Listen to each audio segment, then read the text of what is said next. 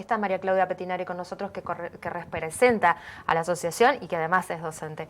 ¿Cómo estás? Hola. Gracias por venir. Buenos días, muy bien, gracias. Uno dice, es docente porque uno no se jubila nunca de la profesión. No, te fascina. A mí me fascina todo lo que es educación, leer, estar atento.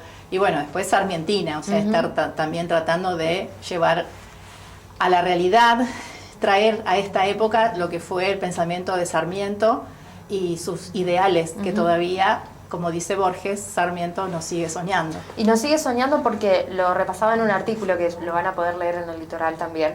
Hace referencia a la reforma, la Constitución que se votó, la primera Constitución que tuvimos como país, y algunos principios que todavía seguimos declamando o reclamando, que tiene que ver con el federalismo, que tiene que ver con la autonomía, que tiene que ver con la independencia de la justicia también, sobre todo en el fuero federal.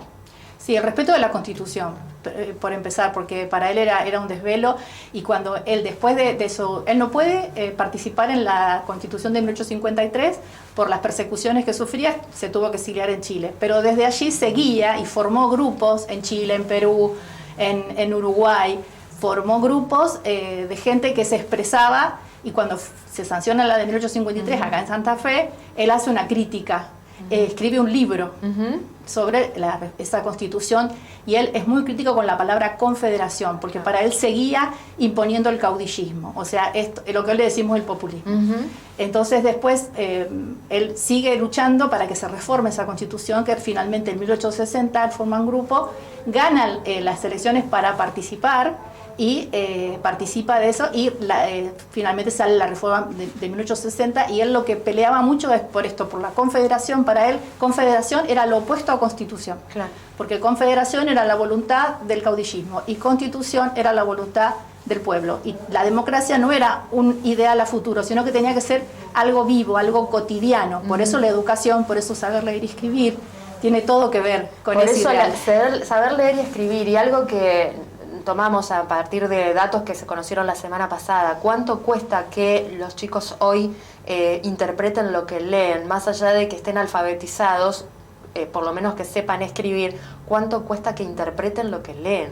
Tenemos casi 2 generaciones que o sea, han tenido una educación de muy baja calidad, sobre todo si no tienen recursos económicos. Quizás otros sectores con recursos económicos han podido acceder a otro tipo de escuela, pero lamentablemente la escuela pública viene decayendo. Eso lo vemos en los resultados de las evaluaciones.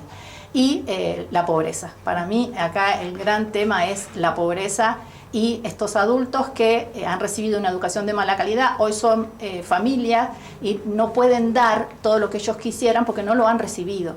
Entonces también hay que hacer hincapié en eso, en la educación continua, de por vida. Hay que seguir educando al soberano. Estas instancias de democracia, como las que vivimos ayer, son importantes también para que la gente piense, reflexione, todo, o sea, los medios de comunicación, ayudar a pensar, las escuelas, la universidad, algo maravilloso, con lo cual yo tengo el sueño cumplido de mis hijos. Entonces, la universidad también tiene un rol importante en la niñez, en la primera infancia. Y una amiga mía decía, en la panza de la mamá también hay que educar a partir de una buena nutrición. Claro. ¿Y cómo se replantea todo el sistema educativo para que dé estas respuestas desde lo institucional? Invirtiendo. Acá hace años que no se cumple el presupuesto educativo a nivel nacional y provincial. O sea, el dinero está, eso es lo peor. No hubo gestión para invertir en aulas, invertir en jardines maternales. Hay un estudio de la Universidad Nacional de Rosario, que yo lo estaba leyendo a raíz de que leí un artículo del Litoral donde hablaba de esto, y decía que el problema está en que los niños con menos recursos, con menos estímulos, con una familia que no está alfabetizada, tiene que iniciar su ciclo escolar lo antes posible. Tienen que ir al jardín maternal lo antes posible, para poder recibir todo ese estímulo que no le fue dado en su hogar, porque no porque no quieren, sino que no se puede. Entonces, una de esas es la premisa, invertir, cumplir con el presupuesto educativo. No necesariamente aumentarlo, sino cumplir con lo que hay. Está. Nación es una vergüenza. Nación te inicia una obra y te la termina dentro de 10 años. A mí me ha pasado de que ha terminado una sala de jardín en la ruralidad, yo era supervisora, y cuando se terminó la obra, 5 o 6 años después, no había niños, la sala quedó ahí intacta, toda amueblada, toda muy linda, pero, o sea, pierden el hilo. No sé qué le pasa a la clase dirigente que pierde el hilo de la realidad. se meten en una burbuja y pierden ese hilo. Le pasa, no hablo de ningún color político, les pasa a todos, pierden el hilo. Nación es terrible lo que hace con educación y con la inversión. Promete, inicia, no cumple, y si cumple, cumple mal, a destiempo. Provincia otro tanto, hay escuelas hermosísimas. También es un tema de respeto un buen edificio escolar. Es respeto, yo siempre digo, en los barrios más humildes, más vulnerados, es donde debe estar el mejor servicio. Claro. El mejor servicio de recolección de residuos, el mejor servicio de agua potable y la mejor escuela, la más linda.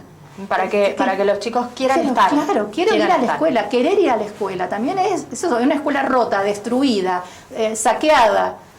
Ahí tenemos la respuesta también. Con balaceras. Otro tema. Otro tema de los cuales hemos hablado mucho cuando todavía estabas en funciones. Gracias por venir en este Día del Maestro a charlar de estos temas con nosotros. Feliz día a todos los docentes y a seguir, hay que seguir. Gracias de nuevo. Un gusto.